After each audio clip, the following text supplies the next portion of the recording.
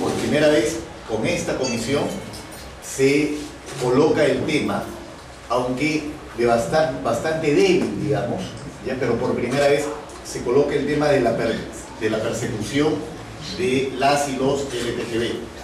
Antes, nunca una comisión de la verdad y la reconciliación había levantado el tema de la violencia sobre estas comunidades. Y esto no fue posible sino por la voluntad política de los miembros de la Comisión de la Verdad y la Reconciliación de tomar el tema. ¿Por qué razón? Porque este tema nunca fue perseguido de modo explícito, ¿no es cierto?, en el trabajo de la CBR.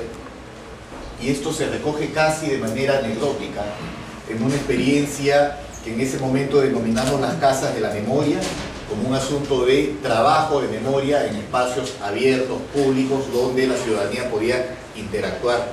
Recuerdo muy bien que una de estas presencias, actos públicos de las casas de la memoria se hizo en el Banco de la Nación, incendiado, ahí en La Colmena. Y ahí colocamos nosotros un altar, que era un retablo, con los nombres de las personas que habían sido muertas por la violencia, no solo en los actos del 89 en Tarapoto, ¿no es cierto?, que nosotros lo conocemos muy bien por toda la información que existía previamente, ¿no?, sino también aquellas otras compañeros y compañeras que habían sido muertas también en otras circunstancias. Y eso recuerdo que impactó mucho a un miembro técnico de la CBR, que es, puedo mencionar su nombre, Eduardo González, ¿no? Y es Eduardo González quien nos pregunta cómo fue esto, ¿no? Y nosotros relatamos aquello que conocíamos, que era lo acontecido en el año 89 en Tarapoto. Y lo que hacen es inmediatamente ver en la base de datos de la CBR, y ocurre que identifican rápidamente 3 casos de crímenes colectivos, ¿no es cierto?, sumados a este caso, que es el del 89 que ya todos conocíamos.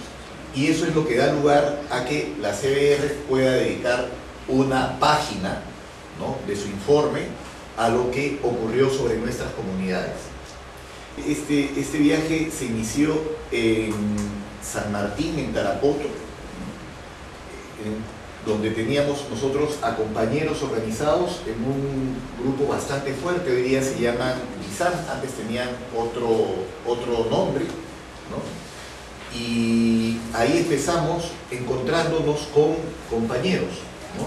Simplemente anda donde la fulana, anda donde la mengana, y así es donde yo llego a una peluquería, a la peluquería de Roger, ¿no?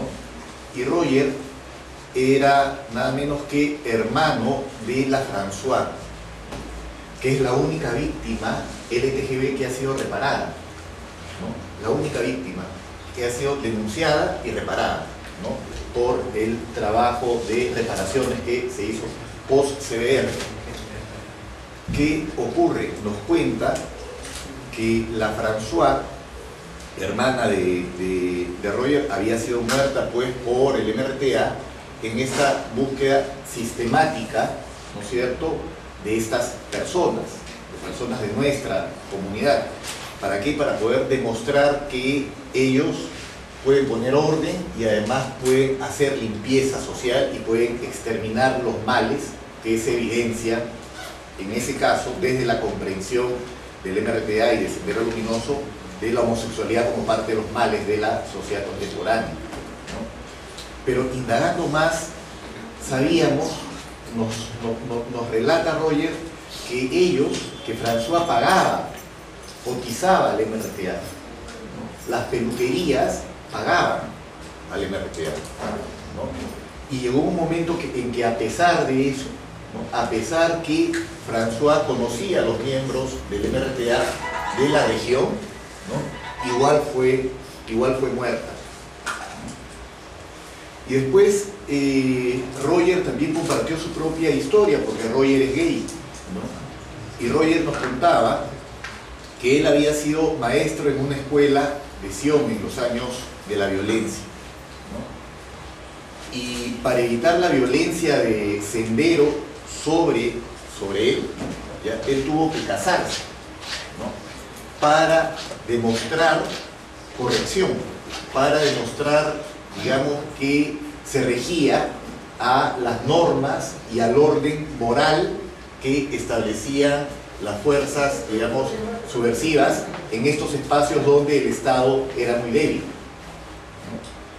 Entonces, así poco a poco descubríamos cómo la situación de violencia y del poder que ejercían estas fuerzas en estas localidades, ¿no?, era realmente tremendo, ¿no? O sea, porque llevaba a negar la propia condición del sujeto, de la persona, ¿no? Y las llevaba a transformarse en una lógica de disciplinamiento y control que estos imponían en la zona. Después de Tarapoto, donde tuve que conocer a mucha gente, conocí a mucha gente con las que fuimos al cementerio, por ahí tenemos una foto donde fuimos al cementerio para identificar a 12 cadáveres, ¿no?, en el cementerio de Tarapoto, de personas amigas de esas personas, ¿no?, que habían sido muertas en esa época. De ahí nos fuimos trasladando hacia el sur, ¿no? Llegamos a Bellavista, donde también conocimos gente y también levantamos información.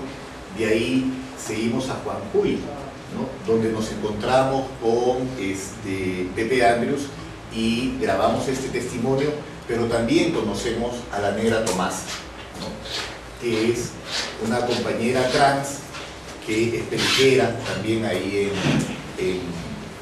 en Juanjuy, y los testimonios eran más o menos los mismos. O sea, todas las personas con las que hablábamos se habían confrontado directamente con la muerte, ¿no es cierto?, y habían tenido que en algún momento levantar algún cadáver de algún compañero o compañera amiga de nuestra comunidad. Era lo que ocurrió con la negra Tomasa cuando nos relataba todo esto. Y de ahí seguimos y fuimos hacia Tocache, Madre Mía, de ahí llegamos a Ucayacu, ya cruzando el Guayaga, y de ahí terminamos en Tingo María, ¿no? En todos los lugares se encontraba siempre alguien de la comunidad que podía recordar lo que nos había pasado. Y en Tingo María fue muy impresionante encontrar a La Lucha, ¿no? La Lucha es una persona bastante mayor que había ejercido a inicios de los 80s el trabajo sexual aquí en Lima y finalmente regresó a Tingo María, ¿no? Y es La Lucha de quien hablan, ¿no es cierto?, de la fiesta de San Juan en las cuevas de la Lechuza, ¿no?, cuando Pepe da su testimonio. O sea, es justamente La Lucha la que se va con un grupo de amigos a celebrar en la fiesta de San Juan, y lo que hacen ahí estas fuerzas subversivas de las que estamos hablando es hacer que todo el mundo se vaya y que se queden ellos, ¿no? Y ahí matan a 3 personas, ¿ya? Y no sé por qué razón perdonan finalmente a La Lucha, ¿no? Era porque las habían advertido previamente. Perdón, acá estoy no siendo muy preciso. La Lucha es advertida previamente y ella lo que hace es transformarse, dejar de ser travesti, ¿no? Y es así como va, pero sus otras amigas no hicieron lo mismo. Es por eso que La Lucha es perdonada, ¿no es cierto? Entonces, y esto es sumamente doloroso porque en el testimonio de la Lucha, el tema del llanto y el dolor era incontenible. Yo en verdad no sabía ya qué hacer para poder contenerla y para poder, digamos, abrazarla y darle afecto a La Lucha en ese momento en el que está recordando a sus amigas, ¿no es cierto? Y de ahí tenemos que desde Tingo María me traslado a Pucallpa, ¿no?, también por carretera, y en Pucallpa encontramos varios testimonios de gente que fue, digamos, huyendo hacia esa ciudad, pero no encontró salvación en esa ciudad, ¿no? O sea, realmente el único lugar para poder escapar de la violencia en la región no era Pucallpa, que era el otro punto, digamos, distante, sino era más bien, era Iquitos, ¿no? Y había que ir por río a Iquitos, ¿no? Y en Iquitos también, y ahí ya nos encontramos con Ruth, donde vamos a buscar a algunas de las personas que habían sido referidas previamente y también nos dan los mismos testimonios. Entonces, a partir de toda esa información que levantamos de manera muy artesanal, de manera muy voluntaria, ¿no?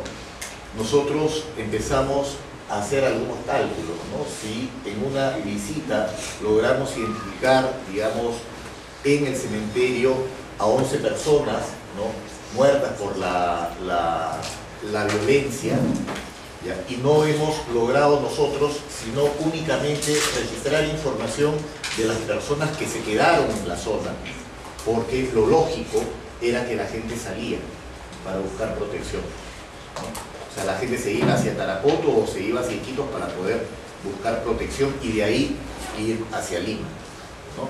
Entonces, nosotros de manera muy, digamos, artesanal empezamos a ver esto y lanzamos una cifra que no sabemos si es correcta, si es cercana, si es sobredimensionada, de cuál fue el número de víctimas de nuestra comunidad producto de la violencia de Sendero Luminoso y el MRTA, ¿no? Y ahí es donde surge esa cifra de 500 personas muertas durante el periodo del conflicto armado de nuestra comunidad en esa zona.